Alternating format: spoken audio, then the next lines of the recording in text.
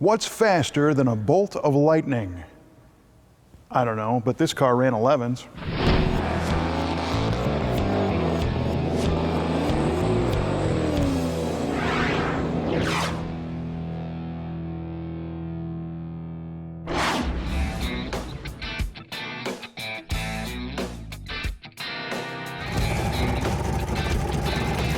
The car-buying public thought differently of racing back in the early 1960s, and the American automakers knew that cars that won races were great tools to drive customers to dealer showrooms.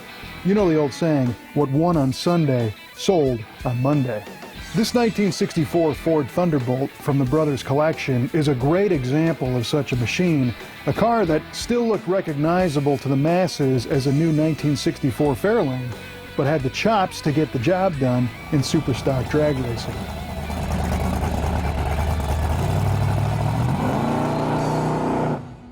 The regular Ford Fairlane could have been had with a 289 cubic inch high-performance V8, but as superstock drag racing heated up in the early 1960s, Ford released 100 of these animals. They called them the Thunderbolt, and they were powered by a 427.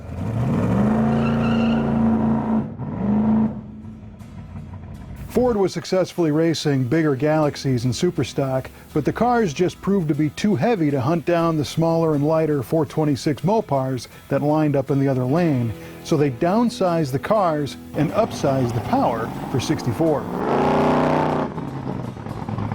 There were 3 runs of Thunderbolts built.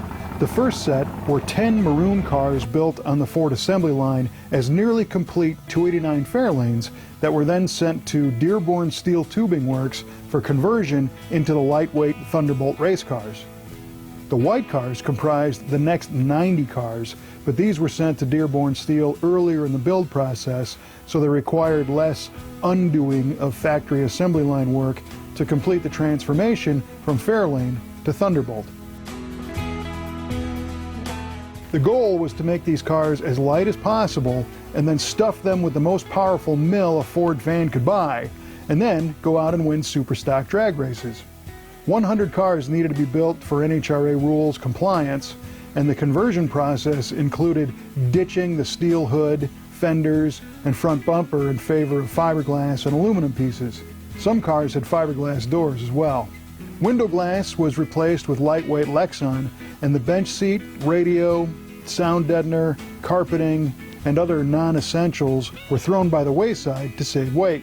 Instead, the driver sat on a basic Econoline van bucket seat with a rubber floor mat underfoot, with nothing to fiddle with inside except for either a 4-speed manual or a 3-speed automatic transmission shifter. No tunes, no heat, no frills, but lots of power, noise, and speed. So just how fast is a bolt of thunder? Well, when these were new, they ran low 11 second quarter mile times, and I think the fastest recorded pure stock Thunderbolt has gone like 920s on modern tires. The cars actually came in underweight for the 3,200 pound minimum requirement for a car having a 427 cubic inch V8, which is right where a drag racer wants to be. This way, they can add weight where needed to get the car to launch on the drag strip. Up front, the 271 horsepower 289 V8 was yanked, and a 12.7-to-1 compression 425 horsepower 427 was stuffed in place. The big side oiler 427 was topped with an aluminum intake, 2 600 CFM Holley 4-barrel carbs, and breathed through a dual snorkel fresh air intake fed through the high beam headlight holes.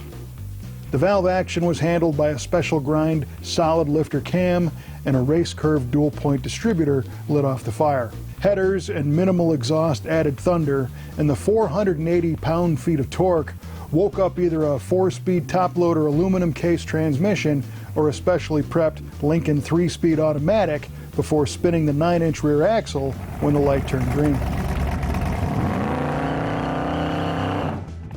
The front suspension was reworked to go nose high and plant the rear tires, which were helped out with the use of bolt-on traction bars and special shock absorbers to help the bolt bite. Off the line, the sound of thunder was followed by a streak of lightning crossing the quarter-mile finish line about 11.5 seconds later, which was enough to win all kinds of races in the '64 season, starting with the first event at the Winter Nationals. Today, Thunderbolts are highly appreciated in historic muscle cars, and many are still raced in vintage drag events.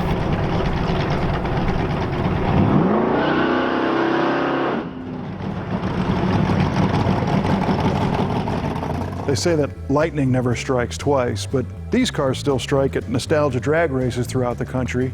You ever see one of these cars run in person? You can share your story with us on our Facebook page or YouTube channel. And we thank you for watching Muscle Car of the Week from the Brothers Collection.